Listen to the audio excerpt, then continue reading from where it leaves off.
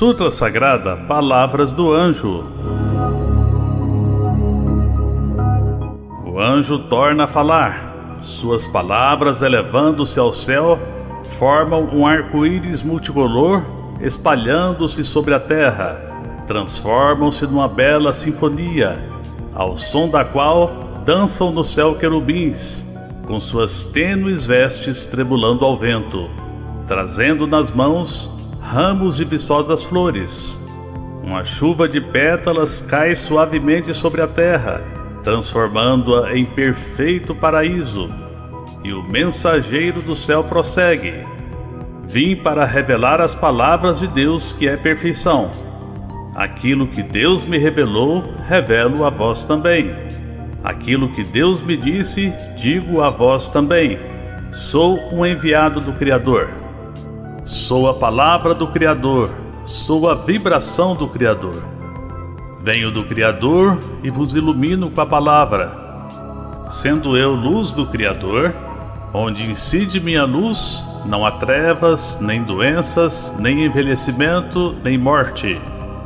Aquele que crê em minhas palavras alcança a vida infinita e brilha para sempre, pois sou a palavra do Criador. As palavras que digo não são ditas por mim, mas por Deus que está em mim. E eu também ouço a voz de Deus nas palavras que pronuncio. Sou apenas uma trombeta. Homens, não adoreis a mim, não louveis a Deus manifestado na forma. Todas as minhas virtudes provêm de Deus onipresente. Venerai a Deus que eu aponto, e não a mim, pois sou apenas mensageiro. Tendo eu próprio compreendido que minha essência é Deus, faço-vos compreender também que vossa essência é Deus. A verdade para a qual deveis despertar em primeiro lugar é a de que a essência de todas as pessoas é Deus. Sabei que a infinidade de almas humanas são todas reflexos do mesmo Espírito Divino. À semelhança de milhões de imagens de um mesmo objeto, refletidas em milhões de espelhos dispostos em torno dele. Embora vossas almas pareçam diferir umas das outras e manifestem-se de diferentes formas, são todas reflexos do mesmo Espírito Divino e são uma única vida. Por isso sois irmãos entre si.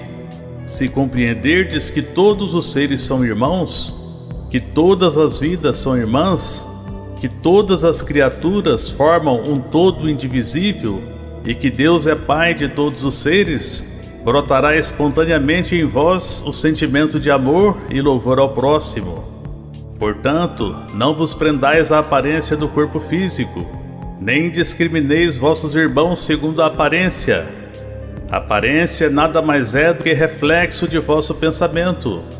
Como poderia a vida, que é eterna, estar alojada no corpo carnal que envelhece e morre? Tendo assim dito o anjo, os querubins que dançavam no céu juntam-se diante dele e o saúdam com reverência.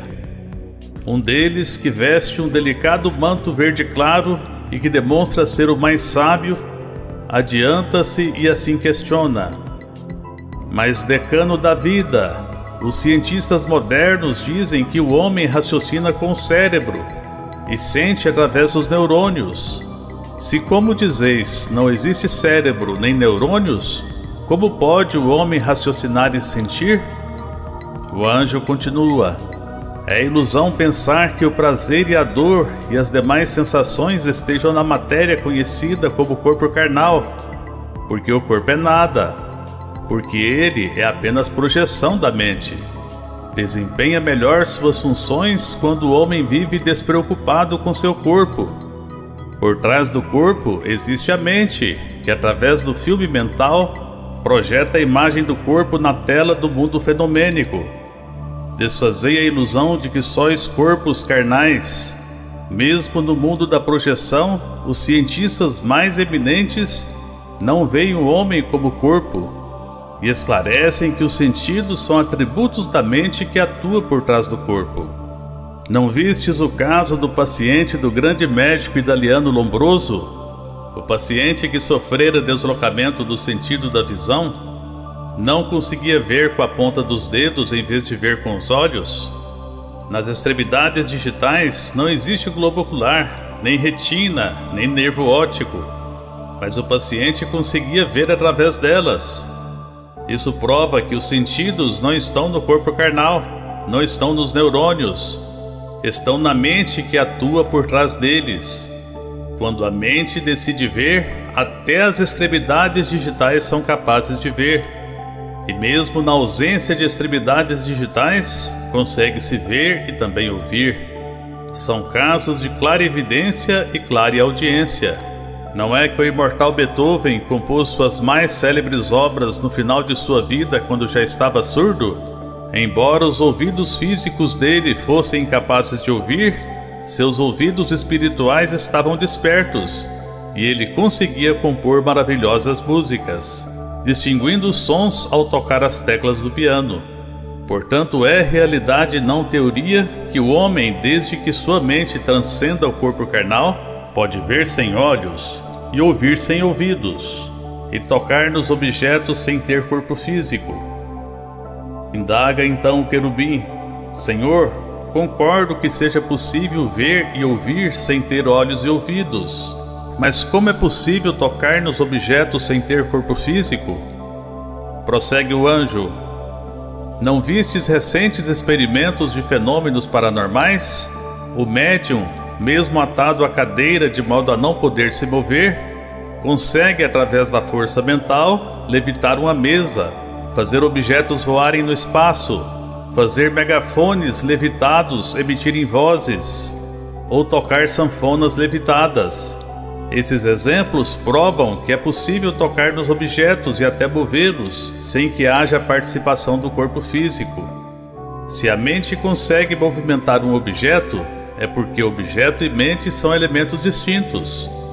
O objeto é produto da mente. Isso é comparável à pintura de um artista plástico. A obra nada mais é que um produto da mente do artista, e não o artista em si. Do mesmo modo, o corpo humano é produto da mente do homem e não o homem em si. A aparência física se torna bela ou feia segundo a mente. E também a saúde muda de estado segundo a mente.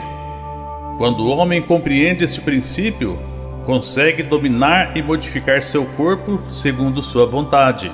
A ilusão leva o homem a se julgar corpo carnal, mas o corpo carnal não é o homem. Na sua imagem verdadeira, o homem é filho de Deus, é vida imortal. Logo, não pode ser representado por um corpo carnal, que é transitório e sujeito a nascimento e morte. Tudo que é transitório e sujeito a nascimento e morte não é essência. Nada mais é que projeção da mente. Mudando-se a mente, muda também a forma. A matéria não é a imagem verdadeira do ser. Ela apenas aparece ou desaparece em conformidade com a mente. A matéria é projeção da mente. Por isso, a matéria em si não possui consciência, nem sentidos, não sente dor, nem doença. Essa é a característica da matéria.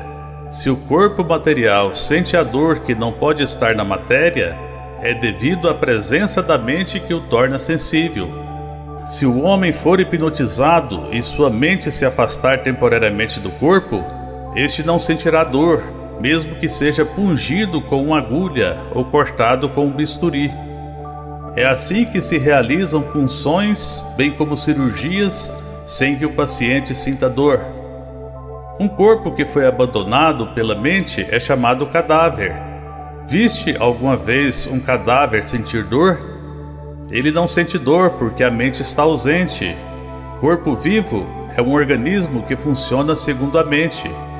Portanto, o estado de um corpo vivo muda segundo a mente. Mentalizando-se a saúde, o corpo se fortalece.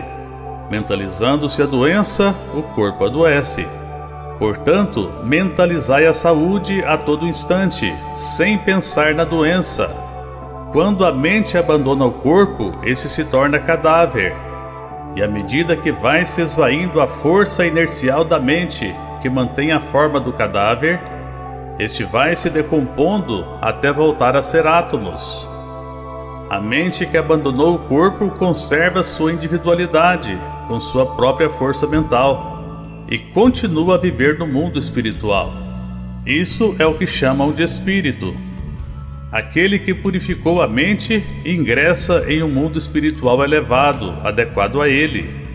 Aquele que não purificou a mente cria com sua força mental um ambiente adequado a ele e padece nesse ambiente. Portanto, mantende pensamentos sempre elevados e jamais penseis no mal, jamais penseis na impureza, jamais penseis no sofrimento, jamais penseis na doença. O mal, a impureza, o sofrimento e a doença não são criações de Deus. Eles nada mais são que fantasmas criados pela vossa própria mente. Vendo a escuridão, não a julgueis existência real. A escuridão nada mais é do que a ausência de luz. O mal, a impureza, o sofrimento e a doença são apenas estados em que está ausente a força criadora de Deus. O que Deus não criou é irreal. Irrealidade. A isso se dá o nome de mal, impureza, sofrimento ou doença. Então, por que temer o sofrimento que é irreal? Por que temer a doença que é irreal? Para quem se apavora no escuro, até uma folhagem parecerá um fantasma. Para aquele cuja mente está em treva e teme a doença, até a irreal doença parecerá existência real.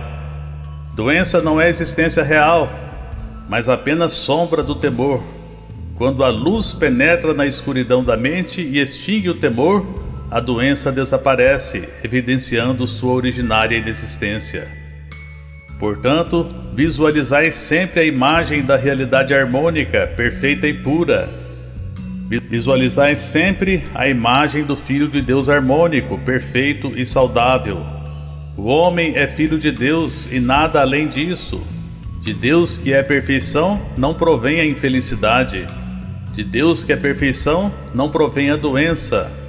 Infelicidade e doença não passam de produtos da ilusão dos 5 sentidos. Não temais a doença. A doença imaginada pelos 5 sentidos não pode afetar em nada a imagem verdadeira de vossa vida. Não pode infelicitar em nada a imagem verdadeira de vossa vida. Qualquer que seja a doença, qualquer que seja a infelicidade, nada mais são que miragens que encobrem a imagem verdadeira da vida. Essas miragens nascem da ilusão, ou seja, do desconhecimento da imagem verdadeira da vida. Quando se conscientiza a imagem verdadeira da vida, destrói-se a ilusão. Destruída a ilusão, extingue-se o temor. Extinto o temor, extinguem-se automaticamente todas as infelicidades e doenças. Tendo assim dito o anjo, surge no vazio do firmamento uma ilha paradisíaca, onde se ergue um palácio feito de cristal, em cujo trono o anjo toma assento. Querubins descem do céu permeando o teto e dispõem-se ao redor do anjo. Nisso não se sabe de onde vem, ouve-se uma suave música celestial. Ao compasso desta, os querubins bailam harmoniosamente, com suas delicadas vestes tremulando ao vento. No mar de anil que circunda a ilha, embarcações semelhantes às gôndolas de Veneza deslizam silenciosamente, formando um cenário de grande paz. Nisso, do palácio de cristal, ecoa no espaço a voz do anjo que, apontando à terra, diz: Vede, eis o mundo da imagem verdadeira. O mundo da imagem verdadeira é o reino do Pai. É o reino dos céus, é o paraíso. No reino do Pai há muitas moradas. Todas as moradas do mundo da imagem verdadeira são Seichonoye.